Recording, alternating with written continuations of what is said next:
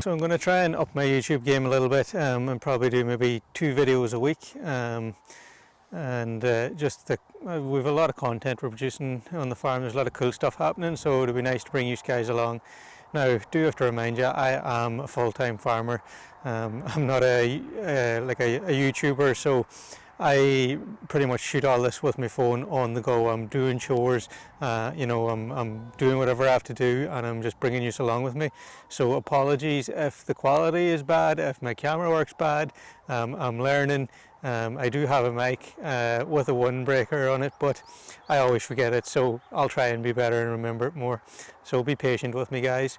And birds are just, we moved this morning onto this patch and they're enjoying the lush green grass. The growth has really been good. It's a Thursday morning, and on a Thursday morning every 3 weeks I pick up new chicks. So these are for meat chickens.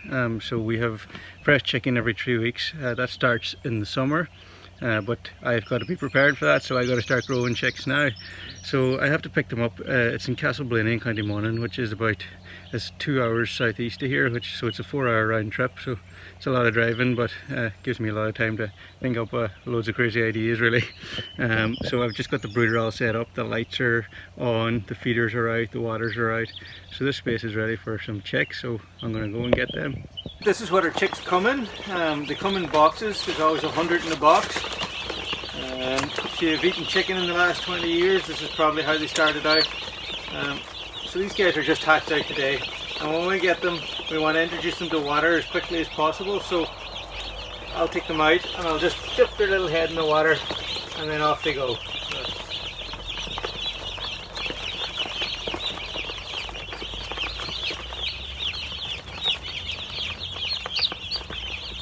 Now I won't dip all their heads in. I will only do maybe 20% of them, and they will teach the rest of the birds then how to drink.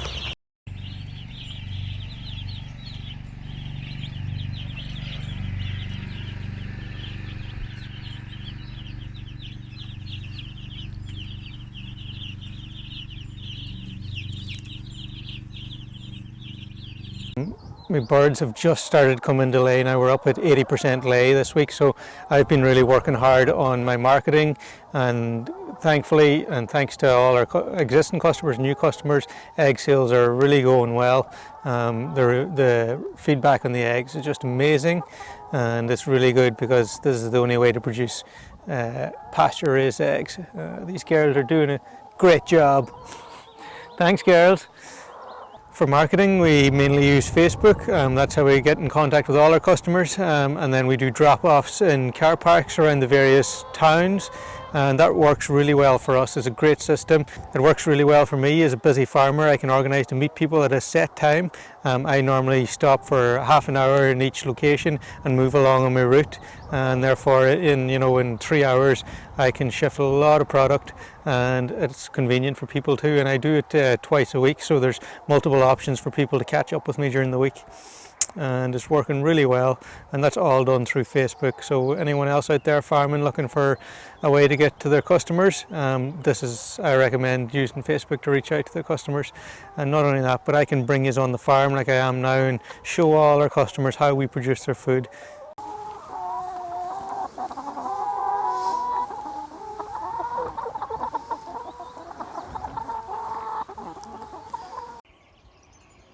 Okay, so chicken tractors.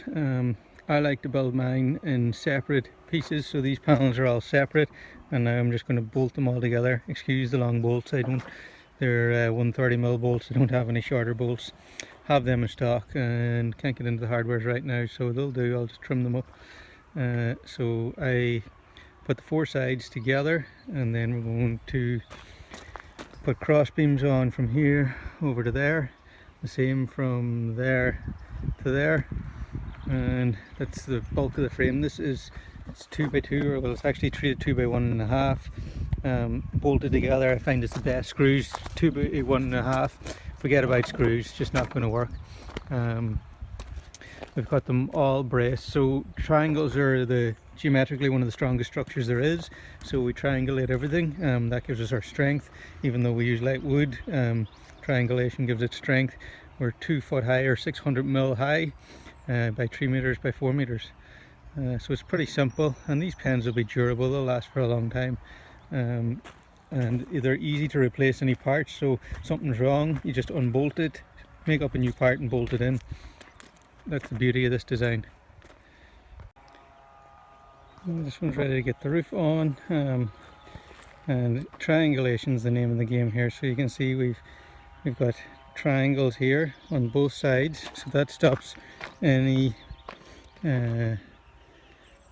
shake or rock forward and back. And then we've got this triangulation here is very important too for keeping the whole pen square. So we've got one of them on every corner, and then keeping the roof up in the middle is really important. And as you can see, we've triangulated that, and I think this is an important thing because I'll show you in my chicken tractor from last year.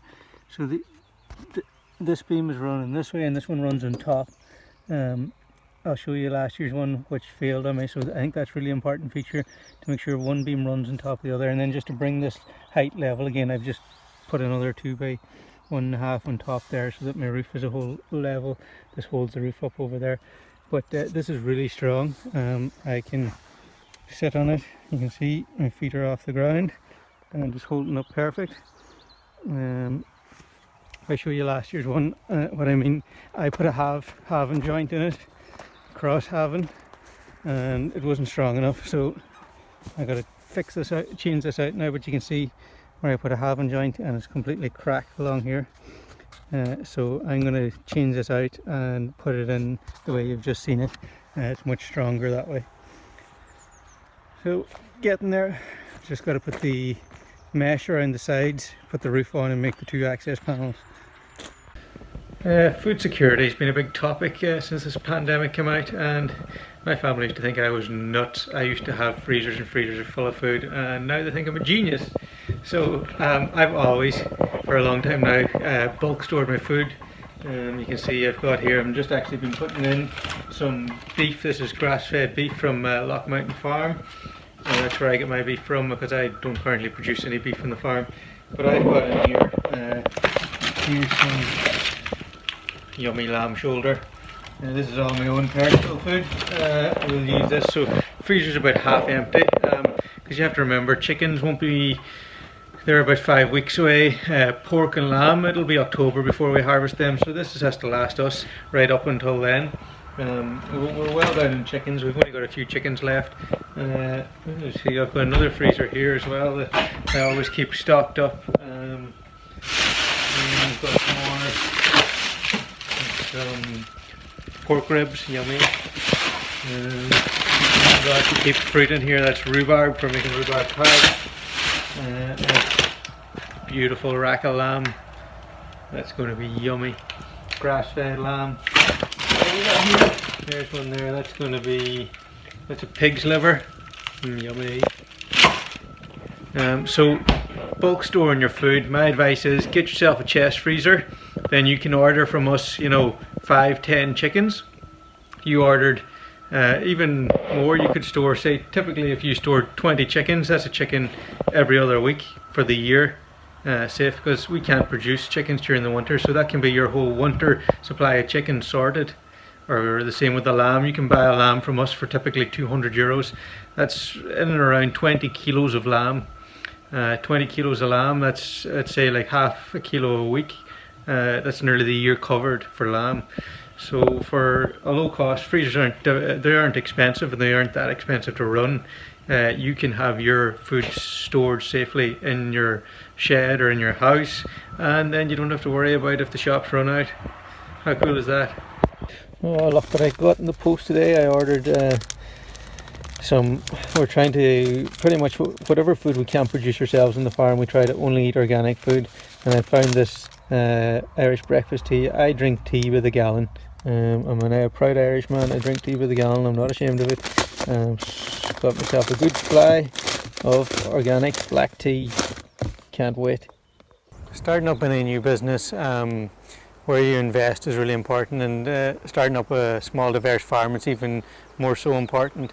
And one of the best things I invested in this winter was definitely a water system for the farm. So I've invested about €1,500 total, and I can now put water anywhere on the farm. For any enterprise, no problems. So I've installed a main hydro pipe all the way around the perimeter of the farm.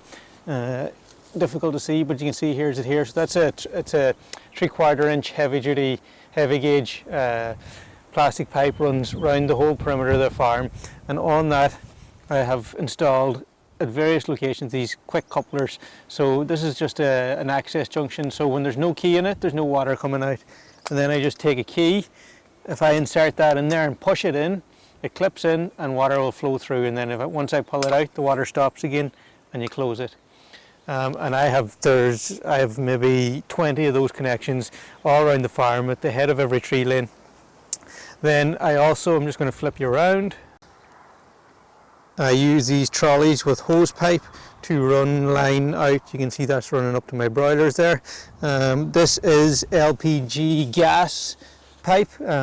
So it's rubber. It's much more hard wearing than any water hose. That's why I'm using this. This is 10mm internal diameter, and this is 300 psi. It's 20 bar pressure, so it'll handle anything I put on it. And I've got 100 meters on these reels, so I can run water out to the end of my lanes, no problem. I've got 5 of these in the farm, so that's where the €1,500 comes in. This whole rig here, I think, works out at close to €200. For the pipe is quite expensive, but if you look after it, that will last for years. And then for the couplers are like maybe, I think they're a bit over €10 each. I think it's maybe £12, and the pipe is pretty cheap. So now I can put water anywhere, and I have 5 different enterprises I can bring water to, as well as I already get the polytunnel and everything with this. So we'll go and we'll take a look at how I give water to the hens. We'll see, you can just see the hens are drinking in the drinker over there. We'll go over and have a look at that and see how I service them. So this is my version of cheap water. So it's just a 5-gallon food grade drum. And what I really like about it is it's got a roof on it, so the birds can't poo in it, or wild birds can't fly overhead and poo into it. And with anything with water, you've either got to have high pressure, low volume, or low volume, high pressure. So we've got high pressure here. If I tip it out, you can see we've got good pressure there. So this little trough can service all the birds, no problem, because there's always water in it. So they've access to water 24/7. And it's just got a simple ball valve in there, shut off, and it works perfect for me. It's easy to pick up and move, easy to clean. I just think it's a business, and it's, you know, I get these food grade drums for free, so it costs just the price of the valve, which is a couple of euros. And you can see your line runs way off up into the distance there. I think our roll is up there, so really good system. We are just putting in some beds in the polytunnel here, so I've just come along and forked this just to get some air into it. It's mainly clay, but just to get some air, and then we're laying down compost on top. So we're putting down a good thick layer, probably 4 to 6 inches of compost, and we'll put some wood chip in the path as well. So we just got to haul this in, and Eve's helping me today, and we'll rake it out and put the wood chip in and get it looking nice. Got one bed in, just putting in the second bed, and Eve's bringing in the compost. I'm putting in the wood chip, and the wood chip leaves a lovely clean path and leaves a nice clean area to work with. We're not dragging mud around or anything, and bed's going to be awesome. Getting there with the beds, so I'm going to put in one more bed here. You can see where I have it forked, and then we're going to wood chip all the rest of this area. So these are 30-inch 75cm beds with typically you put in like a 250mm path, but this isn't a market garden, so the kids are going to be coming through here, so I've made the paths 400mm just to make it a bit easier to work, and you know, just a bit easier to maneuver. I'm not trying to squeeze every last inch out of it. So there's 75cm beds with a 40cm path. How cool does this look? He's just putting in the finishing touches, but got all our beds in. Oh, it looks epic. Got organised and got to build something better here for doing our propagation and our seeding. But Going to get this planted out now. Chicks, this is the second batch. Hi guys, they're happy out. They're, what are they? They're 5 days old now. But really happy with getting this in. These beds are 15 meters long, or well, just a bit shy. The tunnel's 15 meters, so they're maybe 14 meters or a little bit less. That's my hammock. As the season starts to get going, it's early mornings, late nights, you know, birds. I'm typically up at 5 o'clock. I'm normally at the farm here by at least 5:30, if not 5:45, because I service the brooder. Normally need to be out of the brooder and onto the eggmobile move by 6 o'clock. And then again, it can be, right now we're on the beginning of May. It's normally about 10 o'clock when the birds close in, but in the next month that's going to go out till 11:30, so they're long days. So I actually like to catch a bit of a little 20-minute nap just after lunch. I like to get my lunch in, and then I try to maybe take 20 minutes. Now I don't get it most days, but at least every second or third day I like to try and get a nap in the afternoon. Just burnout is a big issue. You got to look after yourself when you're putting in big long days. You got to try and catch sleep when you can, just so that you don't burn out. You know, you got to get through the summer, and then you got all winter to rest, but you got to look after yourself. So it's nice and warm in the polytunnel here. I normally jump in there, respond to a few messages, customers, emails, whatever to do, and then get a quick bit of shut eye, and then get at it again for the afternoon chores.